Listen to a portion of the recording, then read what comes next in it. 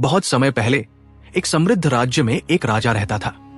वो खुद को न्यायप्रिय और दयालु मानता था और ये विश्वास करता था कि उसके निर्णय हमेशा सही होते हैं। राजा की 3 बेटियां थी, राजकुमारी आर्या, सिया और माया। एक दिन राजा ने अपनी बेटियों को दरबार में बुलाकर कहा, तुम्हारे पास जो कुछ है वो सब मेरा है। तुम्हारा भूत, वर्तमान और भविष्य सब मेरी इच्छा पर निर्भर है। आर्या और सिया ने ये बात चुपचाप मान ली, लेकिन माया ने साहस दिखाते हुए जवाब दिया, नहीं पिताजी, मेरा भाग्य मेरे हाथों में है। राजा को ये बात अपनी प्रतिष्ठा का अपमान लगी। गुस्से में उन्होंने माया को जेल में डालने का आदेश दे दिया। वर्षों तक माया जेल में रही। वो कमजोर हो गई, लेकिन उनके विचार अटल थे। राजा समय समय पर माया से मिलने आते, पर हर बार उनका जवाब वही होता। एक दिन राजा ने गुस्से में कहा, तुम्हारा ये जिद्दी रवैया मुझे और नाराज करता है। मैं तुम्हें मौत की सजा दे सकता हूं, लेकिन मैं ऐसा नहीं करूंगा।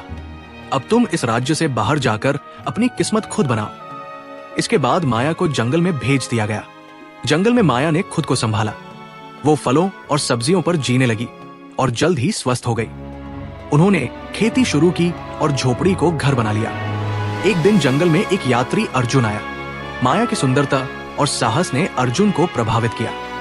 दोनों में प्रेम हो गया और उन्होंने जंगल को एक छोटे से शहर में बदलने का सपना देखा। अन्य निवासियों की मदद से उन्होंने एक समृद्ध समुदाय का निर्माण किया। कुछ ही वर्षों में माया और अर्जुन उस बस्ती के राजा और रानी बन गए। जब इस नई बस्ती की ख्याति दूर दूर तक फैलने लगी, तो राजा को भी इसकी खबर मिली। वो ये देखने जंगल पहुंचे कि उनकी बेटी ने ये कैसे किया। वहां उन्होंने देखा कि माया एक समृद्ध और खुशहाल समुदाय की रानी बन चुकी है। माया ने अपने पिता का पूरे सम्मान के साथ स्वागत किया और उनके बुरे बर्ताव के लिए कुछ भी नहीं कहा। राजा को अपनी गलती का एहसास हुआ। उन्होंने माया से माफी मांगते हुए कहा, बेटी, तुम सही थी। हर व्यक्ति का भविष्य उसके अपने हाथों में होता है। इसके बाद राजा ने अपनी सभी बेटियों को स्वतंत्र छोड़ दिया, ताकि वे अपने जीवन के फैसले खुद ले सकें। ये कहानी हमें सिखाती है कि हमारे भाग्य का निर्माण हमारे अपने हाथों में है। साहस और आत्मविश्वास के साथ हम अपने जीवन को बेहतर बना सकते हैं। अगर आपको ये कहानी प्रेरणादायक लगी हो, तो वीडियो को लाइक और चैनल को सब्सक्राइब जरूर करें। अपनी राय कमेंट्स में बताएं और जुड़े रहें ऐसी ही प्रेरणादायक कहानियों के लिए।